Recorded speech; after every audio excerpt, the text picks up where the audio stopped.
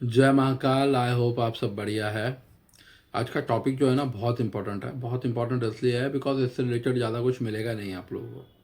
और ये अभी की सबसे बड़ी प्रॉब्लम है जो आपको समझनी पड़ेगी। आप लोगों का जो राहु से प्यार बढ़ रहा है ना दिन पे दिन, वो आपको एंटरटेन तो दे रहा है बट वो प्रॉब्लम्स भी दे रहा है। और वो प्रॉब्लम्स आपको नज़र नहीं आ रही है, आप इतना इल्यूजन में हो। और वो कैसे नहीं नज़र आ रही है उसके ऊपर बात करते हैं।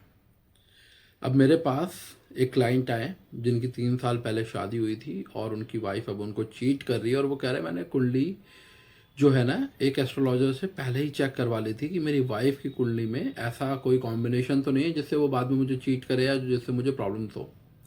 तो मुझे उन्होंने अप्रूवल दिया और मैंने शादी करी, बट अब ऐसी चीज़ें हो रही हैं। अब वो क्यों हो रही है? कॉम्बिनेशन उनकी कुंडली में तो नहीं था। आपकी जो कुंडली है ना वो ब्लूप्रिंट है आपका, और आपके घर पे भी उसका बहुत इफेक्ट होता है। जोन जोन से आपके कुंडली के हाउसेस में जहाँ जहाँ जो राशि और जहाँ जहाँ जो प्लैनेट्स बैठे हैं ना, उनकी पावर आपको अपने घर में उन्हीं उन्हीं डायरेक्शंस पे मिल जाएगी। हर राशि का एक डायरेक्शन होता है, उसमें जो प्लैनेट बैठा है उससे रिलेटेड मटेरियल आपको अपनी घर की उसी डायरेक्शन में इजीली मिल जाएगा।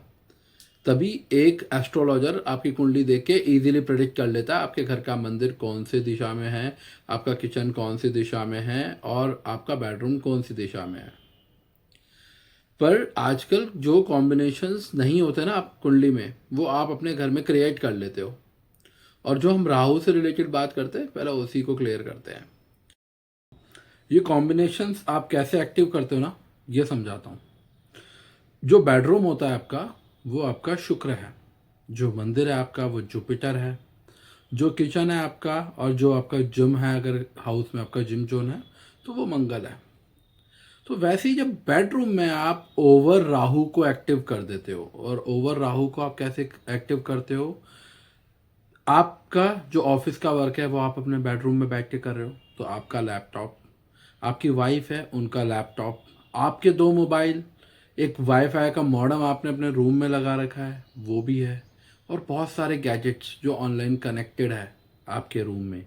और आपका वॉशरूम, वो भी तो राहु है ना। अब राहु की इतनी सारी एनर्जीज आपके बेडरूम में है। और इवन जो आपके दो मोबाइल्स है वो तो आपके साथ ही सोते हैं, आपकी वाइफ और आपके बीच में, है ना।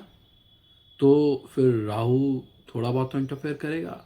और जब आप खुद क्रिएट करते हो ना, तो आप प्लैनेट को परमिशन मिल जाती है वहाँ पे कि वो इंटरफेरेंस कर सकता है। अब देखो कुंडली में वो, आपको कुंडली में कहीं वो कॉम्बिनेशंस मिले ना मिले, पर आपने अब वो कुंडली में क्रिएट कर लिया है वो कॉम्बिनेशन, तो वो उसी तरीके से वर्क करेगा वो जैसे करना चाहिए था। अब शुक्र की जो भी एनर्जी है उसको राहु बहुत बढ़ा देगा, और कुछ ऐसे इल्यूजन्स आप दोनों के बीच में होंगी, मिसअंडरस्टैंडिंग्स होंगी, और एक्स्ट्रा मैरिटल अफेयर हो सकते हैं अब आप लोगों के, आपका हो या आपके पार्टनर का हो। ऐसे ही जब आप अपने हाउस में, कई लोग अपने आजकल बेडरूम में छोटा सा एक जिम जोन भी बना लेते हैं, तो वहाँ पे आप उसको मंगल की एनर्जी को एक्टिवेट कर देते हो। पर मैं राहु को लेके इसलिए बात कर रहा हूँ आज, क्योंकि राहु लिटरली बहुत ज़्यादा बढ़ चुका है हम लोगों की लाइफ में। हमारे मोबाइल, हमारे लैपटॉप, हमारे पीसी, गैजेट्स, हर जगह राहु है। सो मैं आपको ये चीज़ समझाने की कोशिश कर रहा हूँ ना, आप जो राहु से इतना प्यार दिखा रहे हो ना, फिर जब राहु देव आपको प्यार दिखाते तो आप प्रॉब्लम में आ जाते हो। वैसे ये सिर्फ राहु के बारे में नहीं है, और भी प्लैनेट्स इसी तरीके से वर्क करते हैं, ठीक है। पर अब आपको समझ भी आ गया होगा, हम लोग भी जो आपको एस्ट्रो वास्तु की रेमेडी करने आते हैं ना, आपके घर पे जो वास्तु चेक करने आते हैं, और एस्ट्रो वास्तु से जो भी हम लोग ट्रीटमेंट आपके घर पे करते हैं, चेंजेस करते हैं, और उसके हाथों हाथ आपको रिजल्ट मिल जाते हैं, वो इसीलिए मिल जाते हैं। हम लोग आपकी एनर्जीज को ही ठीक कर रहे होते हैं, प्लैनेट्स की, कि कौन सी एनर्जी कहाँ पे गलत है प्लैनेट्स की, उसी को हिट्स को ठीक कर रहे होते हैं। सो आप इन चीज़ों पे ध्यान दें कि आपको किस तरीके की एनर्जीज अपने बेडरूम में रखनी है और उससे आपको क्या प्रॉब्लम्स आएंगी। Stay safe. जय महाकाल।